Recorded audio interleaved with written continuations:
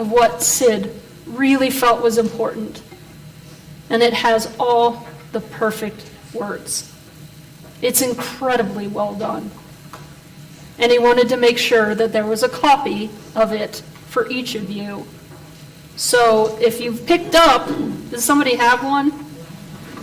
Right! Let's hold them all up. Yes, this is your sermon for today. And it's a perfect sermon. And I strongly encourage you to read it. It is very well said. And so, pressure off. When I was young, I was very clear that I was not spiritual, certainly not religious. And so that needle moved from all the way over to, no, to after this degree, it moved up a tick. And so now I would say pretty confidently, spiritual, not religious. And so that was the space that I was doing a lot of the mental health work, the suicide prevention. Spiritual, not religious. I get you. I see you and I get it. So I came in ready to bolt and listened to Sid. And I was quite shocked. It wasn't terrible.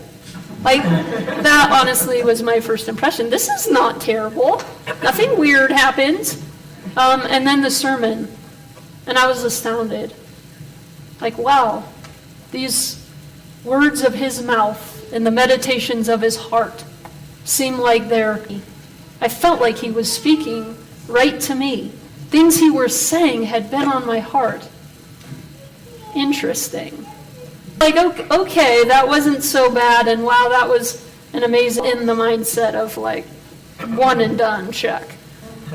And so I thought that was good and that was complete, and I was on my way out, just about where Mike is standing in the back right there, stood Sid. Oh, now I've got to say something to him before I can exit. And so I reached out my hand, and he gave me the look. And I'm sure you all are here because he gave you the look at one point.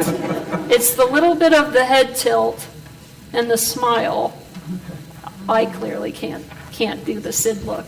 But he gave me the tilt and the smile, and then he said something that would change my life forever. He said, "Let's have coffee." And that was the end of that. So I'm sure many of you have experienced coffee with Sid. You've experienced the Yeti's ministry. And while there was just something to that, there was just something in those conversations. There was something in the way that he just could look at you. There was something in the way that he could really, and I walked into this church one